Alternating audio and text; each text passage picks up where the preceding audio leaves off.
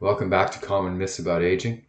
Today I'll be talking about the needs of the senior population, or the thought that when you get older you don't need as much. It's probably true in some ways.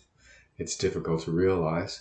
The answer for that is needs change, and definitely with time. So, what needs are we talking about? If you look at it in a purely material form, no, the needs may not be as great. Certainly, the circumstances necessary for raising and housing a family, in some cases children and grandparents, are not the same as those seniors whose children, if any, are grown. What is difficult for many and why they keep larger homes is for the retention of the detritus and the memories lodged in those objects. The passing down of family artifacts, certainly if there are nagging thoughts that they may not be wanted, is emotionally trying for many. I still have objects belonging to my parents and grandparents which hold a great deal of meaning for me, but I doubt seriously if my nephews and grandnephews would have any desire to hold on to them for future generations. The old photographs, though almost never looked at, hold great significance, and houses hold memories of family and perhaps of lost love. So while we may want to keep them, need is not the best word to describe it.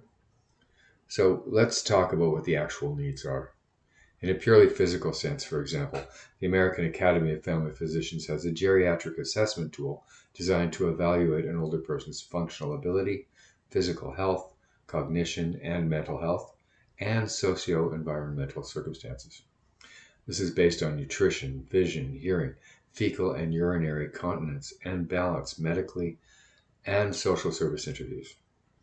Using the diagnostics given through the assessment allows for better knowledge of medical conditions, improved treatment planning, evaluation of long-term care needs, and optimal placement.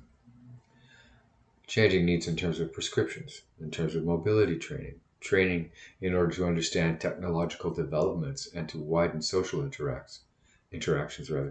Depending on the financial abilities of the senior, nutritional and housing subsidies may be put in place. Nutritional needs are as important as for any other group, although unfortunately, many seniors themselves don't seem to think so.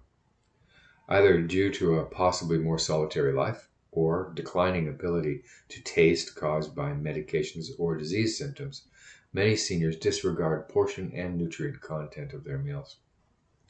I was fortunate enough to hear speakers discussing better furniture design for seniors, things such as allowing for wheelchair accessibility, how the use of technology can decrease the distance socially through Zoom interfacing, reminders to take medications, safety measures within the home so that seniors can age in place longer.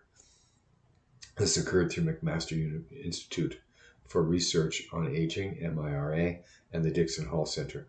I'll be attending other conferences in the future. Great information, and I highly recommend it if you're in the Toronto area and you're interested in this subject. Now, this is mostly dealing with needs changing due to the changes of the body, but what other needs are there? Certainly, the need for companionship of some kind doesn't disappear with the years.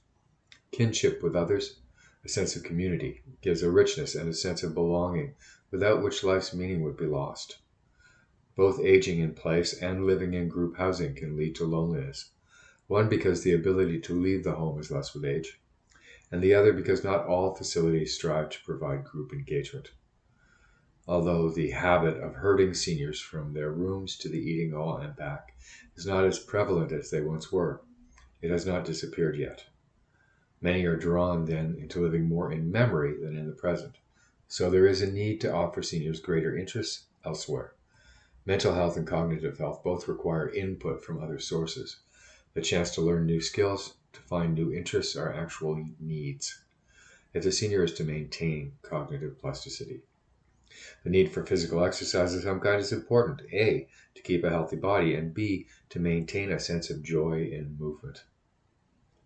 The World Health Organization, WHO, has warned that loneliness and social isolation could soon become a global epidemic leading to increased dementia, heart disease, stroke, and premature death.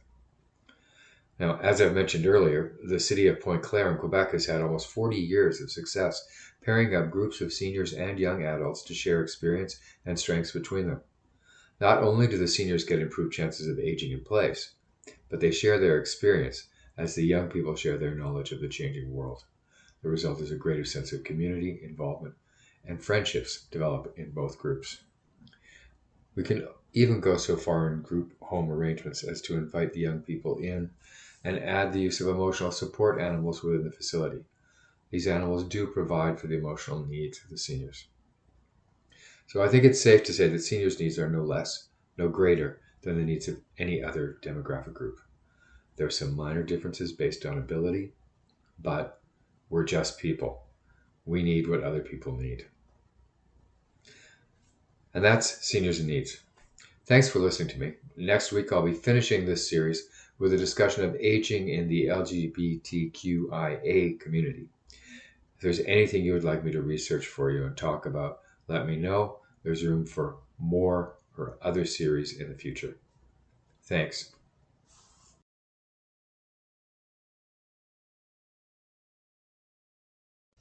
Thanks again for watching the series Common Myths About Aging.